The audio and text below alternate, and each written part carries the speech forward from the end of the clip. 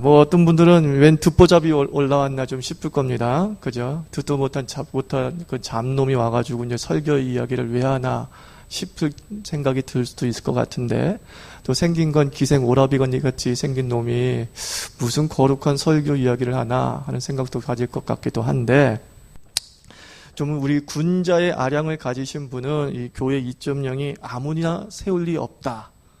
좀 설교를 좀 하니까 세웠겠지. 그 생각하죠. 설교를 좀 하니까, 검증된 사람이니까 세웠겠지 하는 생각을 가지고 있는 모양인데 큰 착각입니다. 제가 여기에 쓴 것은 설교를 아주 잘해서 세운 것이 아니라 설교를 무지막지하게 많이 해서 세웠습니다. 정말 개척해서 너무나 많은 무지막지한 설교를 제가 감당합니다. 지난 9년간 제가 설교한 횟수가 워드 파일로만, 제가 어제 정리해 보니까 4,212개 워드 파일로만 존재하는 게 순순히 제가 작성한 설교입니다. 4,200여 편의 설교를 가지고 있어요. 뭐 성경 공부나 또 외부 집회까지 더한다고 한다면 뭐 그 이상이겠죠. 어떻게 제가 이렇게 많은 설교를 할 수 있느냐? 제가 능력이 대단한 게 아니라 이런 이유 때문에 그래요. 보세요, 여러분들. 주일 저녁, 젊은이, 수요, 금요기도회, 새벽, 오후를 합치면 일주일에 몇 번 설교합니까? 보통은 10번을 설교합니다. 정신 나간 사람은 토요일도 새벽 기도하고 주일도 새벽 기도하죠. 일주일에 12편을 한단 말이죠. 10 곱하기 52주를 하니까, 그리고 10을 곱하니까 5,200 금방 나오는 거죠. 내년도에 제가 이 5,200에 도달합니다. 할렐루야. 이게 저만의 현실이냐? 사실은 그렇지 않죠. 여러분의 현실이에요. 지난 세월 전통 목회자가 걸어온 현실이죠. 저와 같은 목회자를 하는 분이 걸어야 될 암울함. 5,200회. 그것도 10년에. 왜 예수님이 재림하셔야 되죠? 왜 예수님이 재림하셔야 되죠? 이 이유 때문에 그렇습니다. 이 5,200이란 엄청난 부담감을 줄이기 위해서 우리 예수님은 속히 오셔야 됩니다. 우린 더 간절히 기도해야 되죠. 이 정도면 거의 설교 프린터죠. 그죠? 설교 제조기 수준입니다. 그래서 여러분들이 이런 부담감들을 갖고 있을 거라고 생각해서 저는 뭐 설교 방법론을 얘기하는 게 아닙니다. 설교를 이렇게 준비하고 뭐 이렇게 주의하고 뭐 이렇게 관점을 가지고 보라라고 하는 얘기는 하지 않겠습니다. 여러분들은 더 탁월한 하나님의 시각을 가지고 있다고 보기 때문에 제가 주제넘게 그런 부분들을 건드리고자 하는 게 아니죠. 한번 우리가 이야기식으로, 문제제기식으로 한번 풀어나갔으면 참 좋겠다 싶은데, 첫 번째 우리가 한번 생각해 볼 부분은 이거예요. 설교의 크기가 교세의 크기다 라고 하는 문제입니다. 설교의 크기가 교세의 크기다. 저는 어렸을 때부터, 그리고 개척하기 전까지도 계속 귀에 박도록 들었던 게 뭐냐면, 설교 잘하면 교회가 커진다, 이 얘기 들었어요. 네 설교의 크기가 교회의 크기다, 무지하게 많이 들었습니다. 그러니까 설교가 교회 성장의 결정적 도구다. 저만 들은 얘기 아니죠? 여러분도 들었죠? 그리고 여러분도 지금도 그 생각은 조금 갖고 있죠? 설교 잘하면 교회가 커질 수 있을 거야. 설교 잘하면 교인들이 몰려올 거야. 조금 갖고 있죠? 많이 갖고 있구나. 감히 말을 못하는 거 보니까. 설교가 성장의 결정적 도구예요. 그렇다고 한다면 작은 교회의 목사는 설교 무지 못하는 거죠. 설교가 그 사람의 능력을 결정하고, 설교가 그 사람의 목회적 능력을 결정하는 기준이 된다고 한다면 여기 앉아있는 분은 절대 다수가 굉장히 무능한 목사예요. 노골적으로 얘기하면 설교 못하는 목사예요. 여러분들의 설교는 하늘의 메시지가 아니라 거의 뭐 인간의 강연에 불과하다, 이렇게 말할 수 있어요. 뭐 때문에? 여러분의 교세가 작다는 이유 때문에. 그죠? 여러분의 교세가 작다는 이유 때문에 더 이상 하늘의 메시지가 아니죠. 그렇다고 한다면 여러분, 배척당한 선지자는, 우리 성경을 읽어보면 수많은 선지자가 배척을 당하지 않습니까? 결코 대중적이지 못했습니다. 그를 지지하는 무리도 거의 찾아볼 수 없을 정도의 삶을 사는 존재가 구약의 선지자란 말입니다. 그들은 하나님의 사람이었을까? 예수님께서 요한복음에서 본격적인 설교를 하시기 시작하자 수많은 무리들이 예수님을 떠났다라고 그랬어요. 예수님은 어떤 설교자입니까? 너무 무능한 설교자이죠. 예수님을 따랐던 무리를 가지고 평가한다면 예수님은 말씀이심에도 불구하고 그 말씀 의심해 봐야 돼요. 정말 그게 하나님의 말씀이었을까? 근데 왜 사람들이 떠나? 왜 사람들이 다 뿔뿔이 예수의 품을 떠나? 이해할 수 없는 일이 벌어지는 거죠. 반대로 우리가 생각하기에 설교를 너무 못하는 것이 자명한 사람이 있거든요. 분당의 모교회 목사님은 산무의 목사님이래요. 얼굴 없어, 학력 없어, 설교 들을 거 없어. 누군지 아세요? 산무의 목사예요. 얼굴 없어, 설교 없어, 학력 없어. 저는 삼류의 목사예요. 얼굴 있어, 학력 있어, 설교 좀 있어. 그런데 이 산무의 목사가 엄청나게 많은 사람들이 몰려오기 시작해요. 자괴감이 들어요. 난 삼류인데, 삼류가 아니라 삼유인데 저 산무한테 내가 밀려버렸어요. JMS의 정명석 설교 들어본 적 있어요? 옹알이야. 그렇죠, 옹알이야. 거의 뭔 말을 하는지 모르겠어요. 그런데 허다한 사람들이 혼미케 돼서 넘어가 버려요. 설교 잘한다는 게 뭘까? 목회를 하면서 왜 설교를 중요하게 여기는가? 여러분 자신에게 좀 솔직하게 물어봤으면 좋겠어요. 왜 설교를 잘하고 싶죠? 왜 설교를 잘하고 싶죠? 노드로 프라이라고 하는 신학자가 이런 말을 했어요. 좋은 소식, 그것은 나쁜 소식으로 왜곡된 후에 비로소 대중시장에서 팔린다. 좋은 소식, 복음이 나쁜 소식, 배드 뉴스가 된 뒤에야만 비로소 종교 대중시장에서 팔린다는 거예요. 우리가 설교를 잘하는 이유에 따라서 우리의 설교가 상품이 되기도 하고요. 우리의 설교가 팔리지 않는 창고의 물품이 될 수 있습니다. 저는 우리 목회 2.0 회원들에게 묻고 싶어요. 왜 설교 잘하고 싶은 거예요, 대체? 정말 교회를 키우고 싶어서 잘하고 싶다고 한다면 우리 설교를 준비하는 우리 자신들을 다시 한번 돌이켜 봐야죠. 정말 설교 잘하고 싶어요? 정말 설교 잘하고 싶어요? 정말 설교 잘하고 싶어요? 왜? 설교의 크기가 교세를 결정하기 때문이다 라고 생각한다면 우리는 노드로 프라이의 말을 따라가야 돼요. 좋은 소식을 좀 나쁜 소식으로 만들 수 있는, 하나님께서 우리에게 주신 말씀의 질을 좀 낮춰서 대중적 상품성을 확보한다면 아마 그게 세상에서 말하는 설교 잘한다 이런 의미일 거예요. 그러나 그것 때문에 우리가 이 자리에 모인 게 아닌 것이죠. 그러므로 여러분들이 설교의 크기가 교세의 크기다라는 것에 우리가 조종당하거나 이 신화에 빠져버리면 우리 자괴감에서 벗어날 수가 없어요. 목회 현장에서 자괴감이 들어요. 1년 동안은 너무 충만해지죠. 그러나 계속 그 숫자일 때에 과연 여러분들이 더 뜨겁게 설교할 수 있을 것 같아요? 천만의 말씀이에요. 나는 마음속에 항상 교세, 그것은 설교의 크기라고 생각하고 있기 때문에 2년차, 3년차 되면서 설교에 부담이 들기 시작합니다. 난 무능한가? 난 하나님의 말씀을 못 전하는 사람인가? 내가 계속 목회해야 되는가? 갈등이 들어온다고요, 갈등이. 그래서 두 번째, 설교는 언어이다. 이야기 둘, 설교는 언어이죠. 우리가 설교 잘한다는 게 뭐냐면, 많은 사람들이 그래요. 설교 잘한다 할 때에 비속어로 얘기할, 비어로 얘기할 때 그러죠. 말빨 좋다라고 표현합니다. 저는 요즘에 2.0에 들어와서 저보고 말빨 좋다는 말을 굉장히 많이 들었어요. 저는 말빨 좋지 않습니다. 성령이 충만한 거죠. 말빨 충만입니까? 네.